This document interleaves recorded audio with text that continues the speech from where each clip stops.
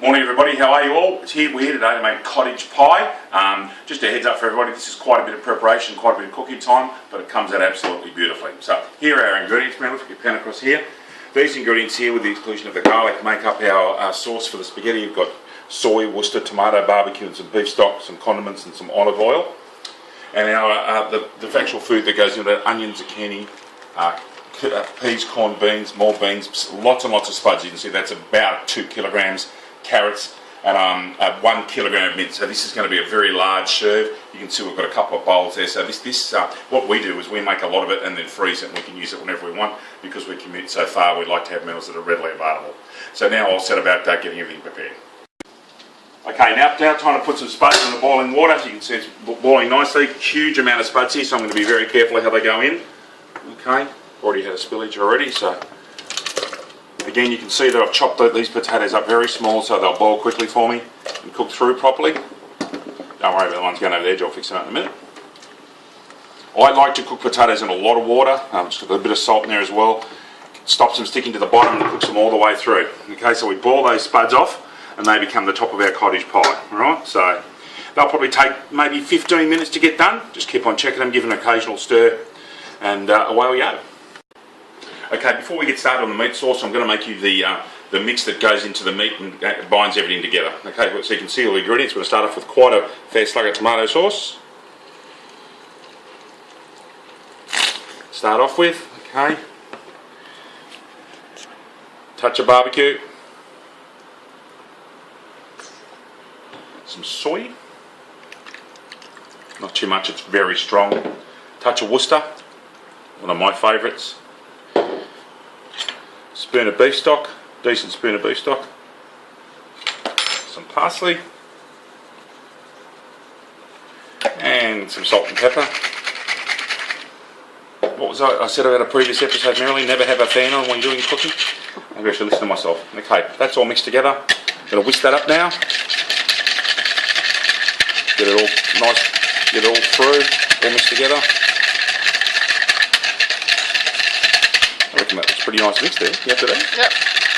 Okay, so that's our mix for the meat sauce and vegetables, okay?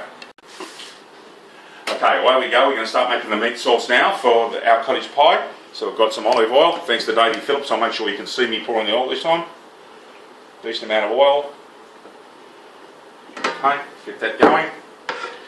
I've got this electric fry pan on quite high. I want to cook it nice and hot for this dish. Okay. Okay, we're going with onions. I've already grated off some carrot and some zucchini that's going straight in here, and I'll put straight away with the onions at the start. We'll come back to you in a minute. Okay, so the mince has now gone into this dish. The vegetables are sautéed off. Got a kilogram of mince here. We happen to get this on special Coles for $5 a kilo, which, as most Australians will know, that's a very good deal. Just keep a lookout for specials like that. It can really help your family budget. But again, we got this at Coles for $5 a kilo. I'll brown that off and come back to you shortly. We'll put some more vegetables in and also the sauce. So I'll brown that off now. Okay everybody, now you can see that the meat and vegetables have browned off. Now we're going to add our other ingredients and the sauce. So I've got a can of some diced tomatoes here. Goes in. We've got beans and corn and peas in this one here. That'll go in as well.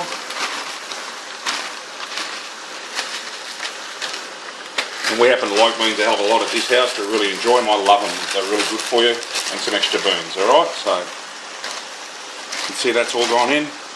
Nice and easy. A few more corn cobs in there. Kernels, I'm sorry. Right, so just get that all in. Get it stirred through. Right, in goes the sauce. Make sure you get all that sauce out if you can. Start to stir that through. We got sort of learnt this dish. Our daughter Stephanie actually made it for a school thing, and we developed it from there. You can really put any vegetables you want in this. These are just the vegetables we like. I would, if it was making it for me, probably put a bit more zing in it, and also I'd probably put some capsicum in it. But capsicum's a very strong vegetable, so just be careful with what you have in it. Especially making this for kids. This is a dish that you can get kids with lots of veggies with. It's pretty good for them. and they'll eat it and they have a lot of fun eating it, okay? So you can see that that'll mix through, and we'll cook that through now, and that'll be our sauce. Okay, preheated oven at 180. We love to call our oven the SFT. I'll let you figure out what those initials stand for. Okay, I've got drained off my potatoes. Tip from my late great mate there at the Department of Agriculture, Trini Carroll, always put your butter in first, so I've got butter partitioned here. I'll mash that through and then add a little bit of milk, okay? But the butter first works beautifully in this. It really enlivens the spuds. But yeah, I always used to put a bit of milk in first, but the butter first really enriches it, and then you can just judge how much milk you really need. As I said, there's a lot of potato on this, but when you see how much we've got to cook, how much meat sauce we've got, you'll understand. Okay, that only needs a little bit of butter, so I put that a little bit of milk, I beg your pardon. So we'll just watch how much is in. That's all that really needs, but the way we like it. You'll see that that'll just go nice and silky without being too runny.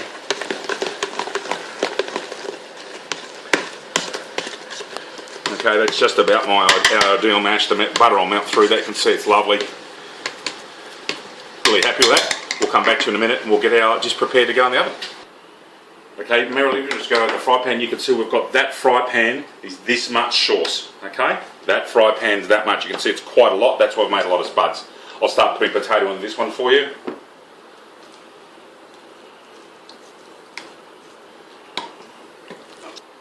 Okay, you can see now we've got our dishes ready to go, just for cheese, potatoes with the sauce underneath it. Just going to work some cheese on all of these. Grated cheese first, and then some Parmesan. As I said, we've got the oven over here on at 180 degrees. It's preheated, it's ready to rock and roll and do its business.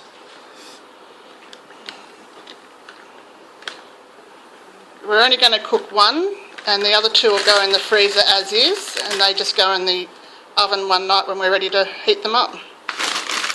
As I said, we're people that we have long days because of our communities in the Central Coast into Sydney for our beloved UTS. So when we come back from work, it's quite late and we don't have the time to prepare food. So one of the reasons we prepare food so early. So as you can see, we've made a lot here, and there's a lot of food there for us. There was dinner and lunch for a couple of days.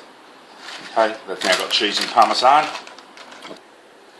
And here's the final part of our episode today. There's the cottage pie ready to go in the oven. You can see it's 180.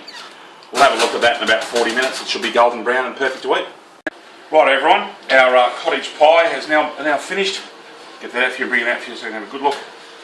So it looks like when it comes out of the oven. I'll just put it over here on the cork. Well, there you go. There's our cottage pie. Absolutely beautiful food. As I said, we love it. We put it away and freeze it. You can see that one's got ready for the freezer. It's what we do. It's lovely food, and we really enjoy cooking it. And thanks to Stephanie for inventing the dish for us.